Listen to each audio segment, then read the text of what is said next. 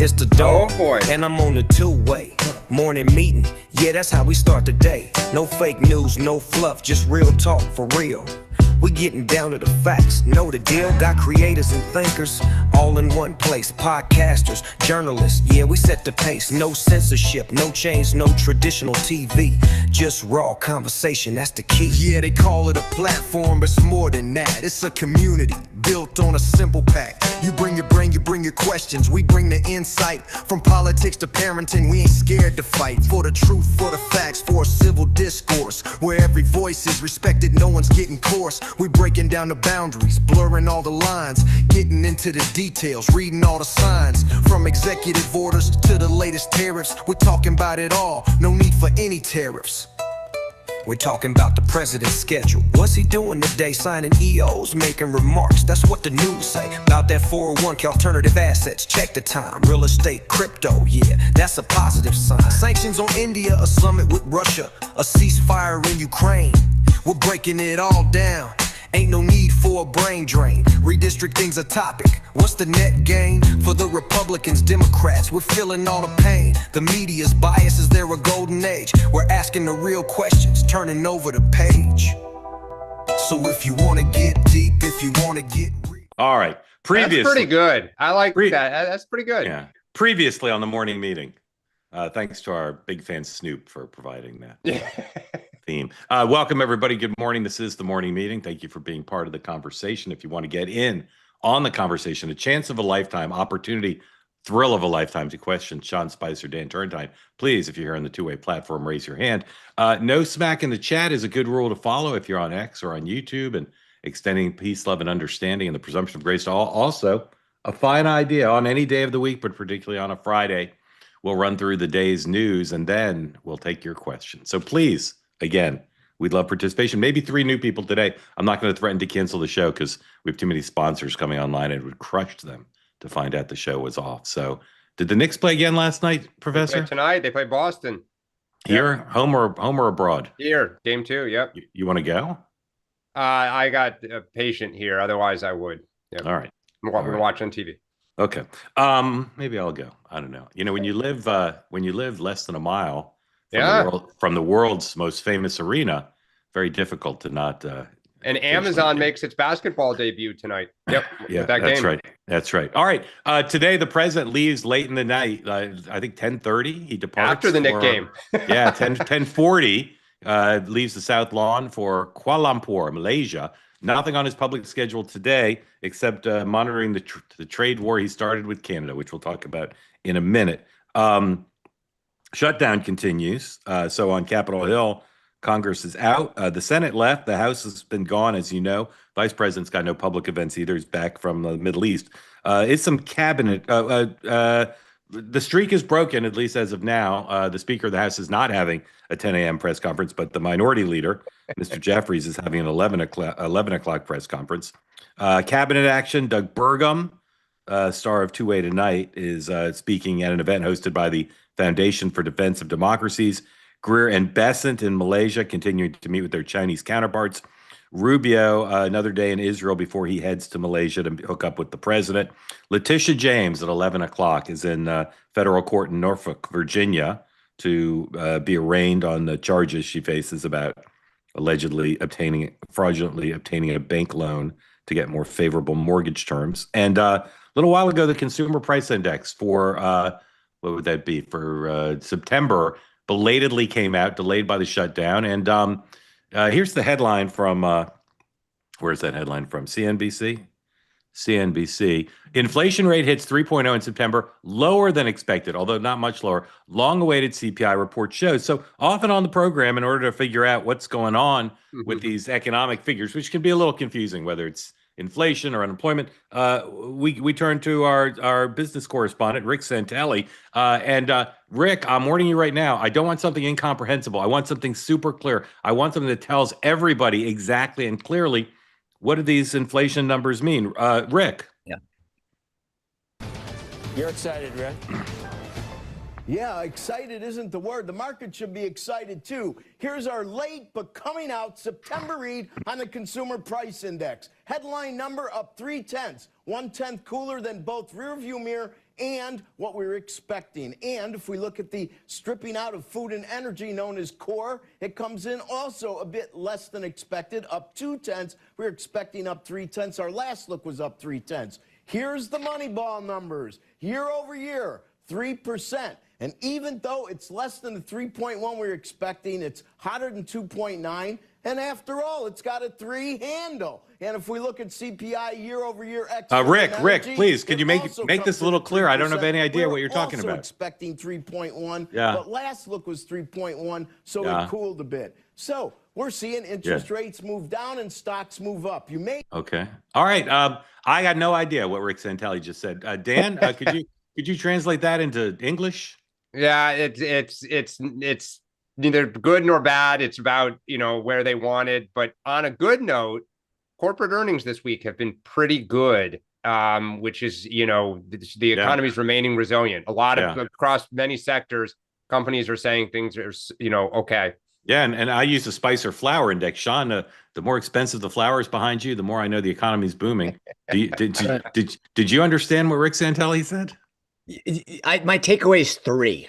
Yeah, the 3, the handle. What do you say? The handle? The something handle? The Moneyball number. It's the Moneyball number is 3. He was like doing lottery numbers. All right, well, we'll talk more about that. The shutdown continues, as we said. Mr. Jeffries went on the TV, the Idiot Box, the Boob Tube, Squawk Box, the same show in which Rick Santelli clarified the unemployment numbers. Here is the gentleman from Brooklyn. We've made clear in the House that we will consider anything. He looks better rested than I've seen him in a while. In good faith, in a bipartisan way that both reopens the government while at the same time addresses this healthcare crisis and extends the Affordable Care Act tax credits in a meaningful way. The 90% or so of the people who benefit from these Affordable Care Act tax credits make $63,000 per year or less. And a significant number of small businesses and entrepreneurs across the country rely upon the Affordable Care Act tax credits in order to provide health insurance for themselves and for their families. So this is an issue that needs to be addressed. In fact, we know that red state residents actually are disproportionately higher represented in terms of the Affordable Care Act tax credits than any other part of the country. And so we're fighting for the American people here, and hopefully we can find a bipartisan path forward. All right, Sean Spicer, where are we on the shutdown? Well, one, I was surprised to see both Georgia senators yesterday vote. So yesterday was this Ron Johnson amendment. What that meant was military members and what they're calling essential employees, meaning if you're being forced to go to work right now, air traffic controllers, Border Patrol, TSA, and obviously active duty military, then you'd get paid. 45 Democrats voted against it, but they picked off the 2 Georgia senators, Ossoff and Warnock, which I actually, this is what, this was the sort of the game. The question I had is who falls for that? I'm actually shocked that not more did. I'm one, shocked that the Democrats not enough Democrats peeled off, but 2, I was absolutely embarrassed how bad the Republican response was. They should have been out on the steps last night with military members and Border Patrol and saying, this is insane. The idea that they voted and then bolted is an embarrassment to the Republican Party. What they did last night, how they're messaging this, there's not another vote. It's literally the lamest response I've ever seen. Senate Republicans should be embarrassed by how bad they're messaging this. Clip that off. Dan, where do we stand on the shutdown? I think that I still think next week this is going to start getting real because of the continued, and Max mentioned this yesterday, you're seeing local press in blue and red states about the SNAP issue. And I think this is going to start to hit home. Like, it's real lives of real people here. And we today's payday for federal employees, and they're not getting it. And to Dan's point, Senator Youngkin here in Virginia declared a state of emergency to help get people resources. So that's going to start reverberating. And this is, to Dan's point, November 1st is a big day because it's your next big SNAP deadline. So today's a payday. Yeah. And so for millions of Americans, they're dealing with, what do we do now? Dan. One other thing that I found was James Blair did an interview with our friends at Punchbowl and said the White House does not support the Obamacare reauthorization of the credits, which they had been saying that they were in support of. Now they're saying they're not, and they're saying they're going to do their own bill, which is astonishing. Great if they are. But what's interesting is Thune's been saying, yeah, we know we need to deal with it. Johnson is not committing to dealing with it. And the White House has now changed his position. Sean's friend James Blair sometimes freelances a bit. Sometimes he freelances a bit. So we'll see. Here's Caroline Levitt on the inflation numbers. Came in below market expectations thanks to President Trump's economic agenda. This is good news for American families, and it's a shame the Democrats are using them as, quote, leverage to fund health care for illegal aliens. Okay, let's just close off here talking about the shutdown. Sean, just give me a date. October 24th is today. What day, not the final vote, but what day is there an agreement about how to end the shutdown? Today's Friday. They're not back till next week. I could pencil them in to 5 November. 5 November. Dan. Yeah, I'm going to say right after the election. So the election is the 4th. Yeah, I'll say 5 or 6. Yeah. All right. I mean, look, here's the deal. Today's the 24th. They're not back until the middle of next week. The House gets 48 hours no matter what. Best case scenario, you're looking at the 30. I mean, I'm looking at the calendar. But I'm not talking about it's going to take a week to get it done. But I'm talking about the process beginning. I'm a little bit more bearish than you guys because I still think there's going to be a false start. I think it's going to be like, okay, there's some Senate Democrats who say, let's make a deal or whatever. But then I think there's going to be some blowback and it's all right. So give me a date. Take a second round. I say the 15th. Ooh. I mean, look, I'm not. The funny thing about that, again, when you actually pull the calendar out and look at this, I don't think that's crazy. I mean, I don't. Yeah. That's the scary part about this. Right. All right. Today's episode brought to you by our friends at Fairway and Green. All three of us wearing great merch from Fairway and Green with the two-way and morning meeting logos. It's available to you. If you want to be part of our gang, our group, our club, our community, or you're starting to think about holiday gifts and you want to buy some nice merchandise. All the things on the Fairway and Green website available to you with 20% off using the promo code two-way20. Go to twoway.tv/fairway to find your way to the site. You can get catchphrases on the sleeves. You guys got any sleeve catchphrack? I don't today. No, but, well, you're not.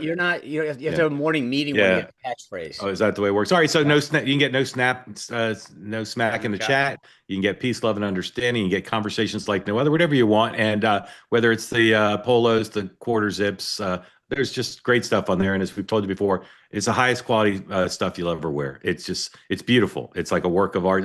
I have some framed around the house because they're so lovely. Again, Sean, remind people where they can go. Mark, I'm glad you asked. You can go to twoway.tv/fairway and use promo code twoway20 on any of the items site-wide. Yeah, highly recommend it. And again, I'm telling you, we'll be saving you for the holidays because you'll be doing all your shopping there. All right, let's go overseas. A bunch of international stuff to discuss. First, as we said, the president leaving shortly. Number 104, please, on this Asia trip. 4 stops, Malaysia, and then Tokyo. 3 stops. Yeah, Malaysia, Tokyo, and then South Korea. ASEAN to host Trump at summit as U.S. and China seek to avert trade war escalation. The president's meeting with Xi scheduled for Thursday, so 6 days from now. This is a very busy trip. The talk that he may meet with Kim Jong-un. He'll be meeting with the new Japanese prime minister. I don't know if he's ever actually met her in some other context, but obviously the first time he'll have met her as PM. And here's a 105 BBC headline. Trump will meet with Xi in South Korea, says White House. Not a very exciting headline. All right, Dan, obviously the Xi meeting is a key part of the trip, but what would you expect the various deliverables along the way? If the White House does this right, what are some of the headlines we'll see from the 3 stops?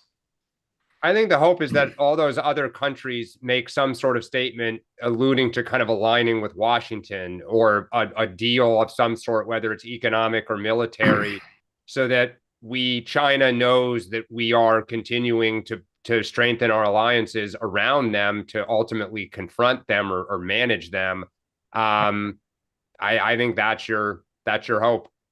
John, there's stories in both the Wall Street Journal and the New York Times today about sort of Xi's posture towards Trump and where they stand. Who comes in here with the stronger hand and why?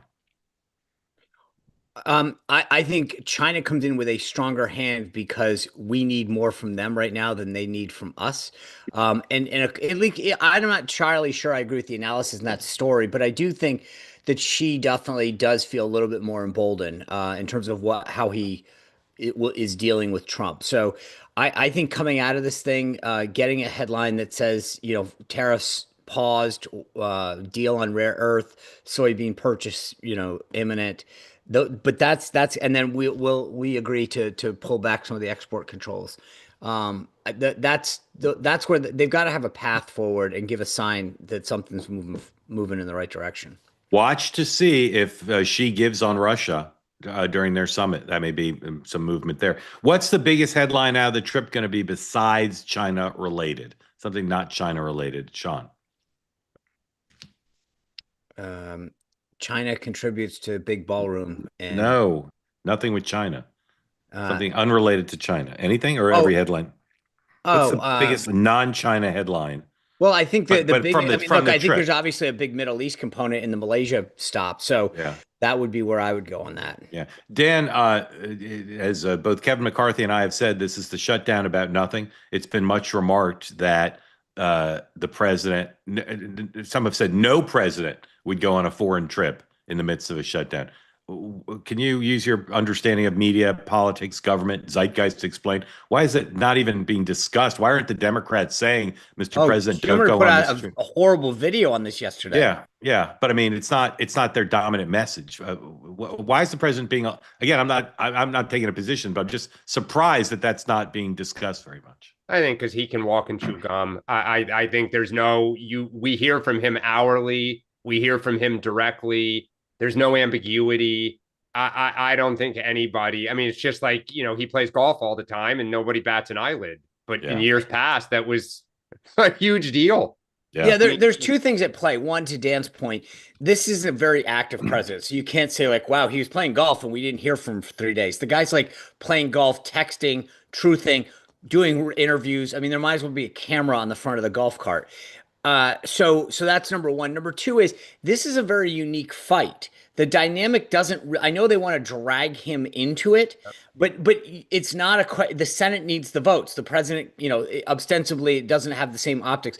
But then third is that what he's doing is important, right? It's not like it's saying he's going off to Wally World to hang out for the weekend and ride rides. This is a guy who's saying, we're sitting here talking about the big agenda with China, Middle East peace.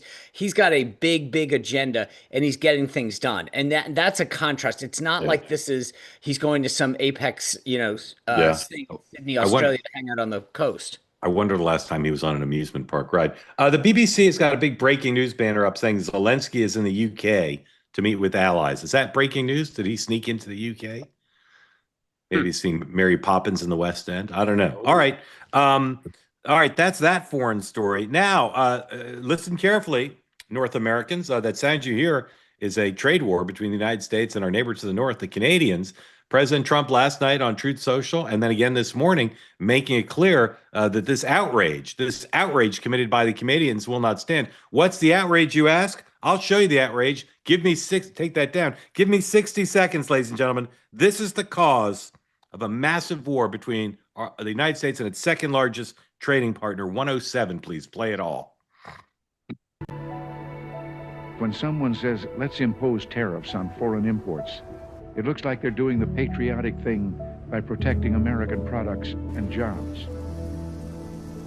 And sometimes for a short while it works, but only for a short time. But over the long run, such trade barriers hurt every American worker and consumer. High tariffs inevitably lead to retaliation by foreign countries and the triggering of fierce trade wars. Then the worst happens. Markets shrink and collapse, businesses and industries shut down, and millions of people lose their jobs. Throughout the world, there's a growing realization that the way to prosperity for all nations is rejecting protectionist legislation and promoting fair and free competition. America's jobs and growth are at stake. Outrageous. We should be bombing them. Just kidding. Here's the president on Truth Social today, bookending one from last night. I'll read it in full.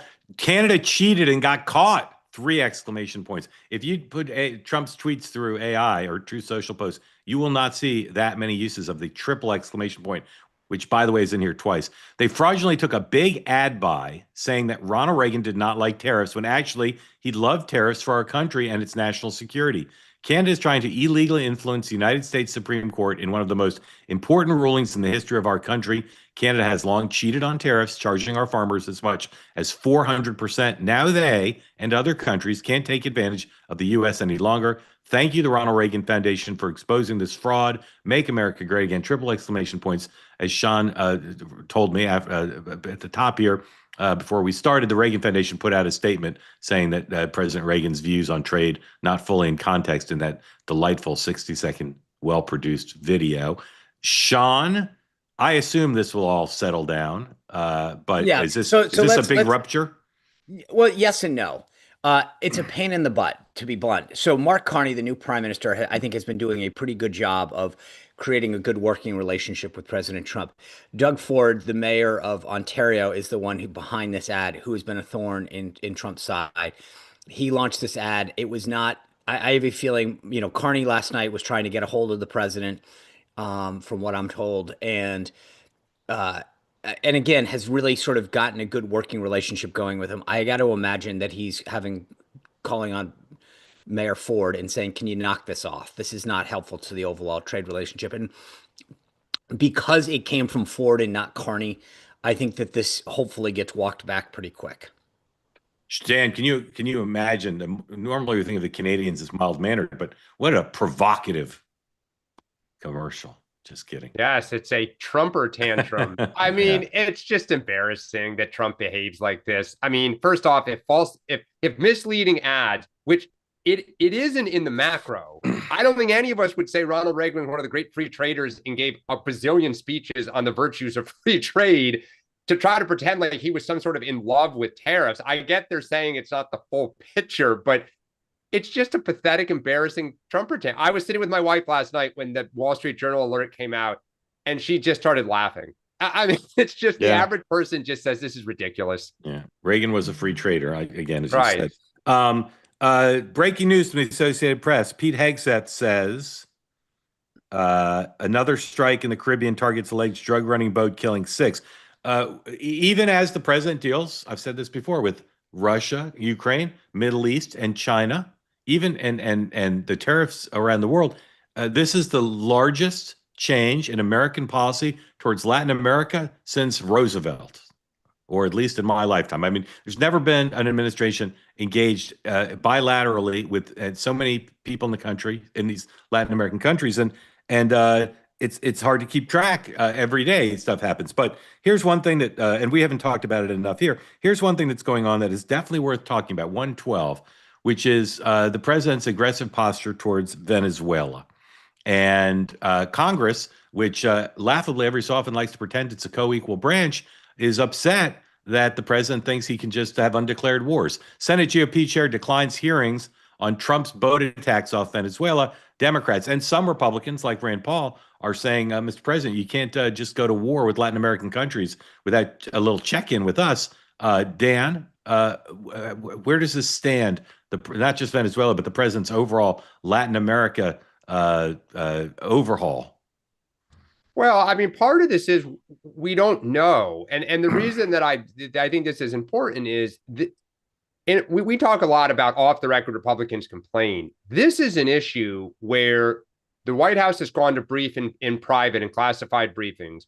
Both parties, a lot of Republicans and a lot of Democrats, come out saying they're not telling us anything. They're being, pretty silent on a lot of details. And they won't even, they're so afraid of Trump, they won't hold a public hearing. I mean, whether you agree or disagree, there ought to be a public airing of who we're targeting, providing, more information. What is the bigger play here? What are we trying to achieve? Because Trump made a comment offhand yesterday that we're now going to start doing this on land. And that is, forget international waters. It sounds like we're now going into Venezuela or possibly Colombia. and start targeting people that he's talked about going into Mexico. There ought to at least be a public discussion about this. Just quick point of clarification. Thanks to Dave. I do read the chat. Doug Ford is the premier of Ontario. The mayor was his late brother, Rob. So I apologize for my failure to fully. That's okay. That's okay. Brett Baer said the other night that Chris Sununu was running for Senate. So, well, that's a whole separate. Yeah. But I got my Ford family Ontario positions mixed up. My point is even if Brett can make such a mistake, humans can too. Thank you. So look, I think that as I've said before, I've looked into this. There's a big difference between preemptive strikes, and history is replete with them going back to the beginning of our country, with preventive strikes to stop, a variety of threats entering our country. There's a big difference between that and what Dan was saying when the president did allude to going into a country, right? That's a very different thing, and obviously requires a much different legal analysis. So we'll get to that if that were to happen. I will say, just going back to that headline from Axios, can we just put that back up for 1 sec, please? Like, this is a BS headline. Jim Risch of Idaho is the chairman. No one, they went and asked him, "Are you having hearings?" And he said, I have nothing scheduled." He didn't decline. He's the chairman. He sets the agenda. He sets them. Because you get asked a question, that's one of the most misleading headlines in Axios. Well, no, the Democrats have asked him to have hearings, and he's declined. So what? But do you know what? Republicans asked this is but this isn't, Sean. This is a big deal. But no. This is Axios creating fake news. The chairman decides the schedule, and if they want to play this game, then every time. Sean, there's so many examples of fake news. This is not one of them. So many. Okay. Well, it is, because the idea that if we're going to play that game, then every time someone asks a Democrat to do something they don't, the headline should be Pelosi declines to do this, or Jeffries declined. And that's not how it works. The only reason Axios wrote that is because they are a left-leaning publication. That was BS. And that's why people hate journalism. All right. We'll talk more about Latin America. Let's move on. New poll from Emerson out this morning showing yet again that Gavin Newsom is poised for a huge victory in California. 57% in California support yes on Proposition 50. And the recriminations on the Republican side, still not clear to me what exactly happened. They're being badly outspent. And we're also in the midst of a sort of whether you call it the second wave or the third wave of redistricting efforts popping up all over. Democrats in Virginia, more talk about Florida. Indiana continues along. What are the other two states that just popped? Ohio, Florida. But there's another new one that just popped besides Virginia. I forget what it is. Anyway, they're talking about Illinois, but Illinois is getting a little wobbly on this. Yep. Yeah. And I continue to say, watch the courts.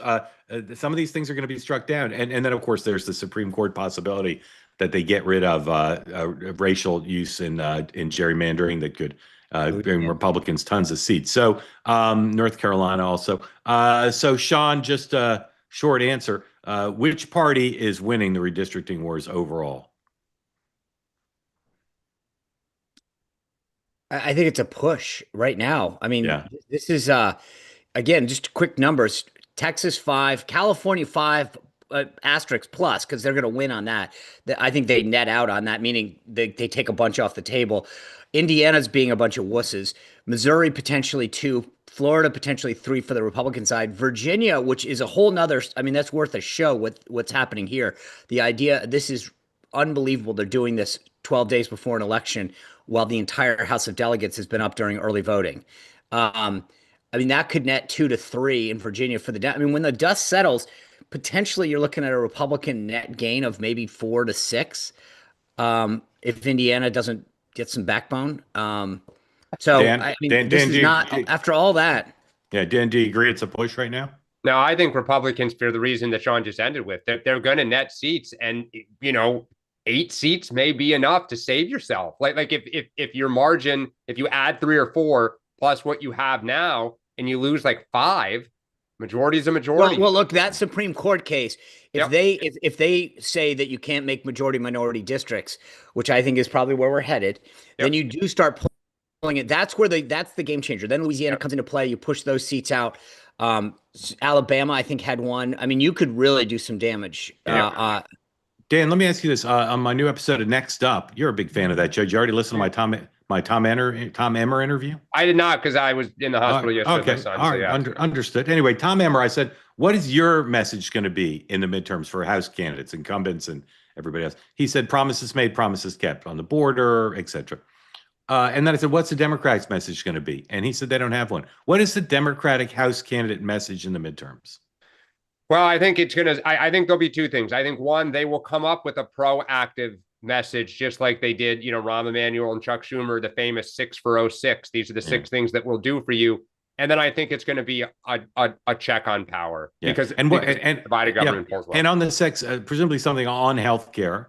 Yep, what else? What are the other areas that they'll focus on, do you think? That's a great question. I mean, I know that they're thinking about this. There's working groups in the House and in the Senate. The DS and the DCCC are actually starting to talk about this. So I think, look, you don't want to, no party would set their messaging necessarily this far out. You want to see kind of where the country is as we head into next spring.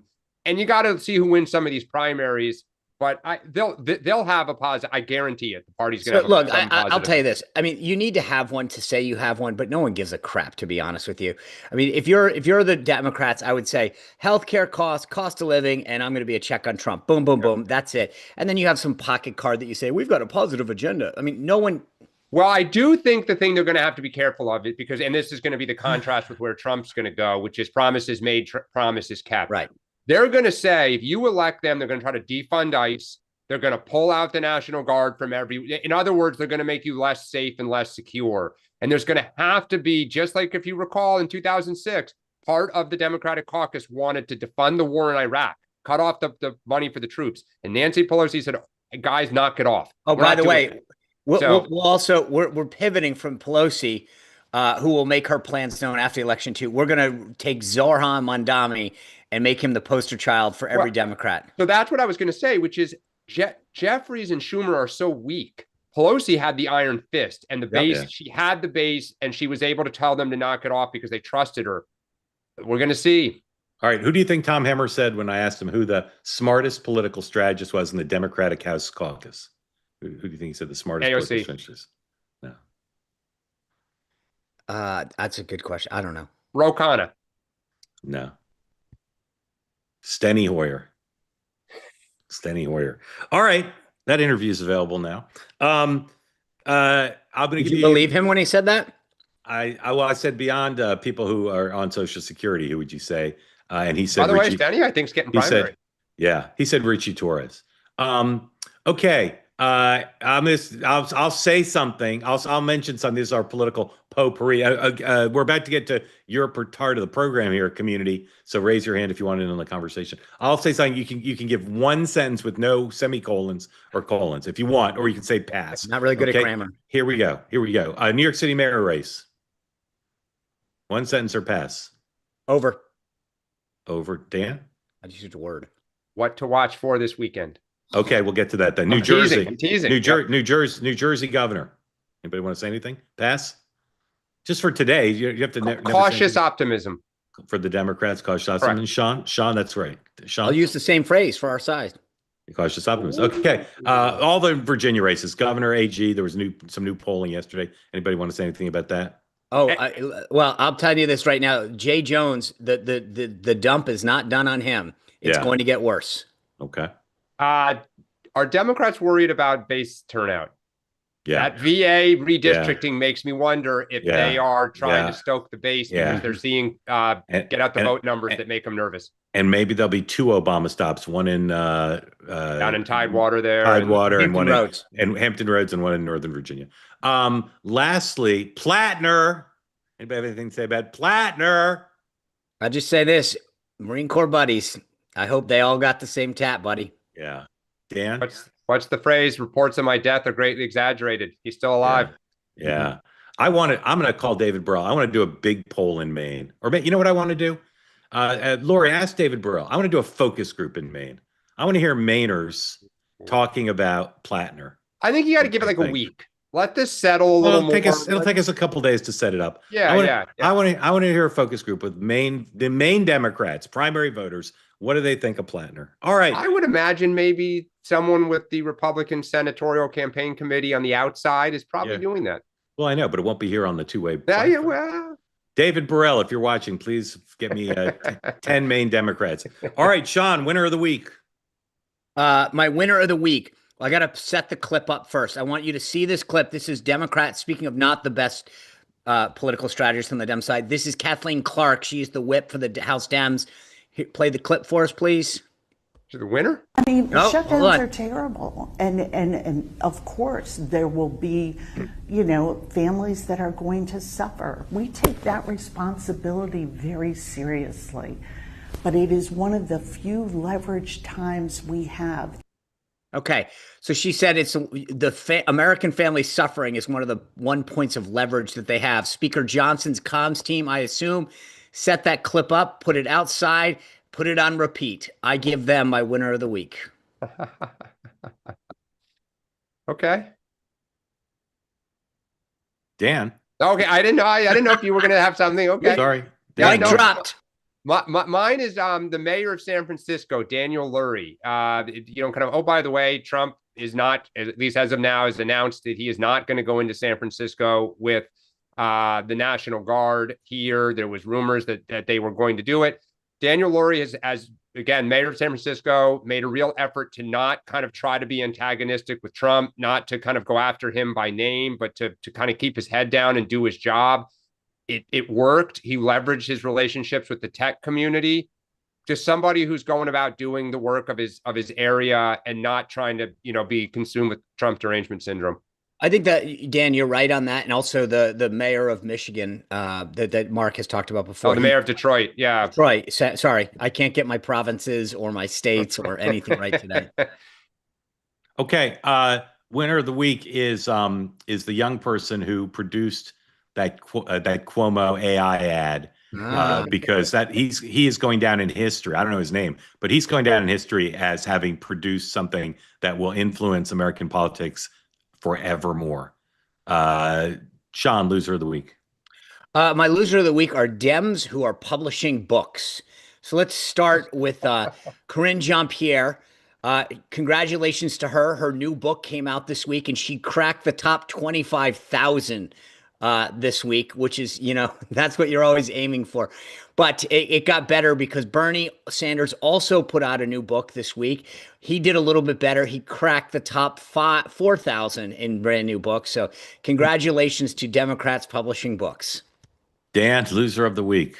It is federal employees. They are they are home, or a lot of them are at home. They will likely get paid here at the end, but getting from here to there, a lot of them live paycheck to paycheck. They have families.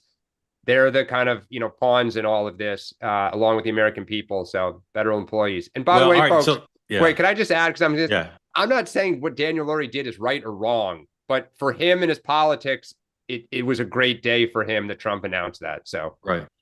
Just to be clear, I think of loser of the week as the person who performed badly, not someone who was a loser because they got the short end of the stick. Yeah, no, but I generally agree. But I think Dan's point is they are unfortunately the losers because there's millions of them that are dealing with this issue. I get it. All right. My loser of the week is Governor Pritzker. I don't know if you guys watched his interview with Brett. Yeah. But it confirmed everything I think about his skill set. I just don't understand why people are taking him seriously as a presidential candidate, except that he's a billionaire. He did nothing to help himself in that interview. He was totally on defense, sputtering, vague, said a bunch of things that when they're fact checked will be proven wrong. And it was a high profile interview. And he goes on there, gets a ton of time. I just don't get why, with his record and his communication skills, why he's considered a serious candidate. And that interview confirmed the wealth, and it's a big state. I think the interview got panned from a lot of direction. I watched. But like his answers, some of Brett. It wasn't a disaster, but I just think it was a missed opportunity. And again, like if you're going to go in and sit with Brett on set, kill it. But this goes back to when Mondami went on. It's like I've been a press secretary, and people like I either ask my boss, like, here's why we should do this, or they would say to me, explain why this makes sense. And if you're JB Pritzker's comms people and they said, we're going to do Brett, the answer you should have given is why. Why does this make sense? Metric? What's the metric of success? And the idea of, I mean, he held the thing out and said, Chicago ranks 30th. He goes, you're pulling out statistics. He goes, yeah, murder. Yeah. Dan. So I think there's two things. One, Pritzker wants to run. So don't, in terms of why does he get so much buzz and attention? He's working it. He works the press. He's meeting with people, kind of off camera. So the fact that he's so kind of publicly and privately out there, I think people talk about it. Yeah. Two, one of the things that's emerging with him is he follows, meaning when somebody else does something, then he goes to do it. And that is a sign of a cautious candidate that is kind of not the tip of the spear out there leading. It's early. We'll see. Sean, what are you looking for this weekend? I'm actually looking for Besant. I think priming this meeting with China, any signs that they've got this team over with Jamison Greer. And so what did they say anything that gives us an indication what this Thursday meeting with Xi might look like? That to me is what I want to see movement on. Dan. Do Hakeem Jeffries and or Chuck Schumer endorse Mamdani between now and Monday? I am looking for tonight, a Friday night dump. and what Sunday morning at 8:22. What do they say? Is it how weak or how strong, and what's the reaction of the base? Yeah. So Monday, the DNC committee that's supposed to set the nominating calendar is meeting. And today, the New Hampshire Democrats gave to Politico their kind of table setter to say, here's why we should be first because we take it seriously, et cetera. The race for the nomination is now it's a joke in terms of how people are thinking about it. Early states matter, whatever the calendar is. So I'm looking to see where we end up. Again, it's Sunday into Monday, but I'm looking to see the jockeying on this thing over the weekend, because once there's a calendar set, then we can have a serious discussion about who can win the nomination, because who can do well in these states. And so, for instance, is AOC a good candidate for the New Hampshire Democratic Party? I'm skeptical. For instance, that's one example. But would she be for Nevada? Yes, she would. Very good. Yes, she would. So that's, I'd say, I'm looking to say. What also has to do with money, right? I mean, you can go to New Hampshire at a lot cheaper date than you could go to, somewhere like Michigan. Yeah. So, Mark, do you think? Can I one quick question? Do you think Kamala Harris is trying to influence this? Good question. Don't know. Good question. Because I mean, if you're her, this is like the one place you may have some leverage to try to pull, because a lot of those people are still your people. Yeah, absolutely. All right. Remember our rules here. You're most likely to be called on if you're on camera with another person, a dog, or a cute baby. So, Danny, welcome in. Thanks for the two of you for joining. That's a great name. Tell us where you are and what's on your mind. Thank you so much. We're both first time, long time. We're awesome. We're in Arkansas. Huge fans of what y'all are doing. Awesome. I wanted to give a testimonial and just say that I had a terminal case of Trump derangement syndrome, and a steady dose of Mark Halperin, Dan Turrentine, and Sean Spicer can cure that. That's awesome. That's awesome. Although your governor probably stokes it on a regular basis. Where do you live? Where do you live? Where do you live in Arkansas? Northwest. Awesome. Northwest. And I'll also say we're both professors, and I've learned so much about how to manage difficult conversations with students from just watching the show and see the way y'all handle things. So I totally appreciate that. I recommend a mute button, by the way. I don't know if you can do that in class. But yeah, that would be great. What do you teach? I'm a law professor, and she teaches art history. Awesome. Well, thank you for joining. Thank you for your nice words about the platform. And what's your wife's name? I'm Davida. Hi, Davida. Hello, Davida. I'll give you a chance to speak here. Sorry. So actually, we wanted to call in and talk about the White House demolition and construction, because this is, we have a slightly different view. Right. Awesome. I've been listening intently to your critique, and it's well taken. And we come at this from a legal and cultural heritage perspective. Yeah. Something that we're actually working on a class that we're going to teach together. But my background is in modernism, the art of the earlier 20th century. And my sort of insight into this is that often when governments sort of destroy and replace buildings, monuments very, very quickly, it is a very undemocratic way of rewriting history. Mm-hmm. Countries come up with these stories and they build these narratives using material culture. And so a example that I often like to give is the example of Russia, the Soviet Union. After the Bolshevik Revolution, they tore down all these churches and put the gold and the jewels and marble into the subways. And one of the sites that they destroyed was the Cathedral of Christ the Savior in Moscow. And they realized after Perestroika that they were sad that they no longer had this enormous monument. And so Yeltsin rebuilt it to the tune of $250 to $500 million, huge drain on the Russian people. So it's a bit of a theft. It's an indication of often broader violence. I don't want to overstate anything here, but also it's just very short-sighted, because often when we I know you don't like to talk about it as destruction, but it's a replacement at least. Yeah. You regret it in the future. Very, very well said. Thank you for that. Very learned. Danny, do you want to say what you think of it?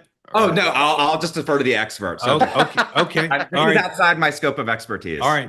Dan lives on the Upper East Side near a bunch of fancy museums, so he's probably has something learned to say in response. No, it's a really interesting way to think about it. In terms of what you just said. I mean, I think the other part of this, I've been thinking about kind of an analogy based on our conversation yesterday. And I think in addition to the cultural side, and I think a lot of people would agree with you in that the White House is an important national institution that people just associate with. Everyone has a memory, whoever your president was, Reagan or Obama or whatever, of the White House. We all know of like somebody who moves into a neighborhood and buys a house. They're wealthy. They put in a permit for like a small renovation and taking a tree out. And they just bulldoze ahead, do a massive renovation, take out tons of trees. Think of Dan Snyder in the Washington area, the famous, took out 500 trees.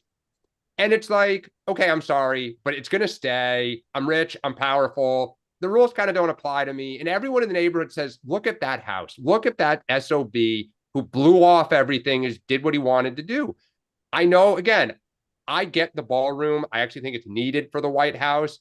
But again, we all agree. He lied. And it's like the classic Trump. You just bulldoze literally and figuratively through, and it's like, kiss my you-know-what. I'm doing this. Sean. I look at this and go, I wonder what the conversation is going to be in 2 years when everybody's saying, wow, what a beautiful ballroom, and look at the events that are happening and how practical this is. I've watched video after video. I've watched thing after thing where renovations have occurred. People have knocked down stuff. There's a whole thing that has now been put out that happened under Obama's watch when they redid the front of the facade and the back. I mean, like, this happens. Now, not like it this. Might be bigger. It might be a lot bigger. But the bottom line is, I cannot believe everybody's freaking. Like, this is going to be a great addition to the country. It won't even be done till close to the end of his term. This is a gift to the American people going forward. There's no cost to the taxpayer, and it's going to be hugely beneficial and practical going forward to host international events. Why didn't we go through the normal process? Why didn't they go through the National Historical Preservation Board and put why? Because, well, that's a separate issue. Just because you would have delayed everything. I mean, my bottom line is, I feel like this is where we get wrapped around the process instead of the result. I just want to thank everybody who's educated me this week, and I'll apologize again. I think I already have once, maybe on the other show. I'm sorry for my tone. I know it bothered some of you. I just remain a little confused about how intensely people feel about democracy dying in demolition. But I'm very grateful to you and to everybody who this week walked me through various perspectives on why this is so upsetting for people. And I get it. Upsetting for a lot. I will say, because this has been in the news, there's a movement in the Democratic Party that if whoever wins in 2028 will tear it down. To your point, Sean, I do think people will ultimately say this is a good thing. I think it's needed. But the fact that there's this like brewing, just as a new president redoes the Mexico abortion policy every time, tear the thing down. Turn into a daycare center for White House employees. Thank you both. Appreciate it. Thanks so much. Suey, go pig. Thank you very much. They shouldn't tear it down, guys. Mallory, welcome in. Thank you for joining. Tell folks who don't know where you are, what's on your mind. Hey, I have two questions. One is maybe more for Sean. Maybe both of you will know, Dan, Sean. we have a Senate race coming up. Lindsey Where Graham. are you? Yeah. Oh, sorry, South Carolina. Okay, yeah. And Lindsey Graham is up for election. He's been here forever. But he's running against Annie Andrews, who previously had lost to Nancy Mace. I mean, it's usually a long shot when someone runs against Lindsey Graham. But I heard recently that at one of his fundraisers, he's bringing Trump in, which seems weird to me because usually, like, it's a Republican state. He's a Republican senator. He's a sitting senator. She's already lost a campaign before. I wonder if that's abnormal. He did have like a 30% approval rating back in June, but we don't get a lot of polling about these kinds of things. And I'm just curious, like, is this just because there's 33 seats up for grabs this coming up and Trump's just making the rounds, or do we think that maybe there could be some blood in the water? Trump Graham Classic, I think they're calling it. It's a golf. Yeah, so but it's here. It's in Virginia. Okay, no, I think it's at Trump National, as far as I know. Okay. And it's a three-way. So it goes to so it's silly and complicated, but basically there's a three-way split on the take. So Lindsey gets a piece for his campaign, his hard dollar campaign. I think the RNC gets a cut, and then Trump's Make America Great PAC. And I could be wrong on the split, but that's the way I understand it. That's not, I mean, look, Lindsey's got a good relationship with the president. That's probably the biggest fundraiser that you can do in terms of bringing in big money. So I think he's just doing what he can and getting as much in the door as quick as possible. And it's very symbolic, right? It tells the base, I've got a great relationship with the president. So it's a smart political move. It raises a ton of cash. I wouldn't read more than that into it. He'll be fine. He'll get reelected by, I actually read into it, and I've heard it's not that they're worried about the Dems winning the seat. Lindsey Graham, whatever you think of him, has been a Bush Republican, a Tea Party Republican, a Trump Republican. I don't know too many people that look at him and say he's a principled standby, and I think that makes him vulnerable to an attack from the right that you're not, kind of tried and true. And so bringing in Trump, to Sean's point, to say, Lindsey's one of my guys, stand by Lindsey. It's like a vote against him is a vote against me type of argument. Because in a vacuum, I don't know how stable Lindsey Graham is. Mallory, where do you live? I live in the upstate. Okay. So you're not in the first. You're not in Low Country. No. I'm in Greenville. Oh, awesome. Nice. There's a block in downtown Greenville that has 3 Japanese restaurants on one block. It's crazy. It's crazy. Is it near the Peace Center? I'm in the Peace Center. Yeah. Yeah. How are you voting for governor? Oh, that's a hard one. That's a hard one. There's a lot of really interesting characters running. Yeah. I'm not Mallory, really sure. Mallory, did you have a second question? I did. My second question is, I would like to know, and again, this is probably more of a Sean question, with Trump's agenda, this America First agenda, we're pushing with the tariffs and we're trying to America made all these things. And then recently we've kind of come out, and I can't remember where he posted this, if it was X or Truth Social, but he made a comment about how the American beef farmers are just charging too much and their prices are too high. Now we're going to have Argentinian beef coming in. And maybe it's my algorithm, but now I'm seeing all of these beef farmers popping up on social media, kind of like arguing against why we should be buying American beef and how this is going to hurt them. And I'm just curious, like, how we're reconciling this. And he was talking a lot about, like, their costs are so high. And then they're saying, well, my costs are high because John Deere is screwing us with the right to repair. And they've just filed that lawsuit earlier this year. There's things like, people make arguments that things like Acre Trader are doing things that are causing, the cost of land to go up, and all these different input costs that are increasing for farmers, which are therefore rising the prices of beef. But I just find it interesting that, like, we were on this path of America First, America only.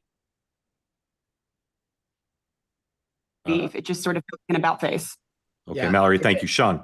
It's a very good but long I mean, the short answer is this: there's 2 big groups getting pitted against each other: the American consumer that wants cheaper beef, and farmers and ranchers that are finally getting a lot more money coming in because of the higher costs, and they've been through a ton. And then obviously what you discussed, there's a lot of supply chain and big ag issues that they're facing. So, I mean, I'll just say you're seeing a lot of pushback from farm state Republicans right now saying, hey, going out and buying Argentinian beef to take down the price might sound great, but it's going to hurt a lot of our folks that are finally benefiting a little bit from this. So there's a lot there. Great question, but a lot to unpack on the other side of this, why it's costing a lot of these guys a lot more and the hardships they're facing.